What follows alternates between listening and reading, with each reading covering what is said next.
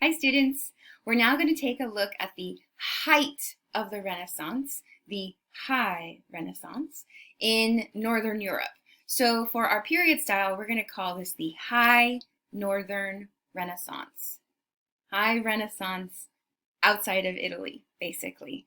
Let's get some cultural context in a bit, but I want to remind you of what we are speaking of when we say high Renaissance. So we're seeing the elevation of the status of the artist.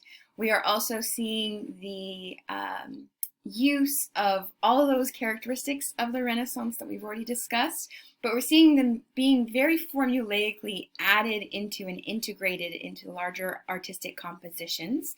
And this is seen by art historians as the height or the flourishing right before something's going to happen and things are going to change. So let's do a quick rundown of some of those characteristics. Atmospheric perspective, linear perspective, the use of gesture, the balance of proportions, foreground, middle ground, background, chiaroscuro.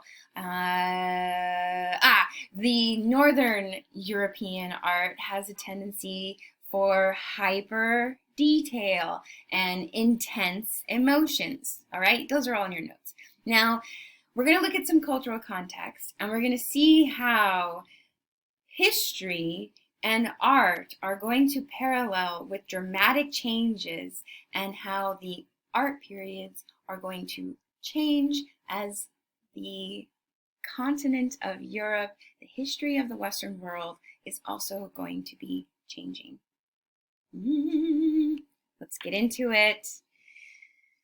Here's a map of Europe during the heights of the Renaissance, the 1500s, and while it looks fairly similar to what we saw in the early Renaissance period, notice what is missing.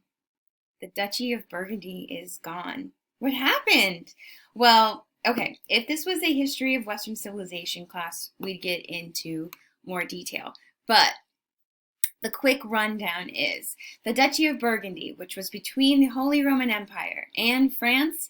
It had been a contested plot of land. It was extremely wealthy. It was extremely desired by both of these two countries. Also, they had a friend or a former friend in England, but based on various treaties, they were all kind of difficult to get along with. And let's see, the last time we were in Burgundy, we were looking at Philip the Good. Well, Philip the Good had a son, and then his son had a daughter. Her name was Mary. Philip the Good was not impressed by the fact that Mary was born. He didn't come to her baptism. He was like, oh, it's just a girl, whatever. Philip dies. His son, Mary's dad, Charles, he dies.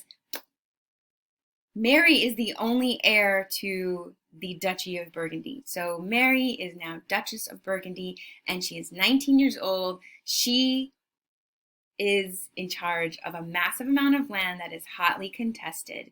So Mary, who we need to talk more about, like in general, she, at a very young age, decided to take this extreme difficult situation and make these progressive diplomatic choices, including granting the northern territories more independence and freedom that they had lost during the reign of her grandpa and her dad. So she gives them a little bit more wiggle room. And then France, who wants to come in here and take her territory by force through war, she's like, no, I'm not impressed. And so she marries the prince of the Holy Roman Empire. His name is Archduke Maximilian. And so with that, the Duchy of Burgundy is somewhat absorbed into the Holy Roman Empire. I say somewhat because there are some territories that France gets. So now, this difficult battle will continue without the Duchy of Burgundy. It's Holy Roman Empire versus France.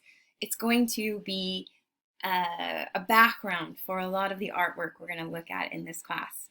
In addition to that, we need to think that this is the Renaissance, so we're seeing an increase in the awareness and use of the classical arts literature from the Roman and Greek world.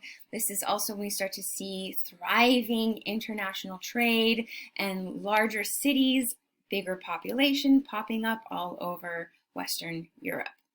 Let's start looking at some art.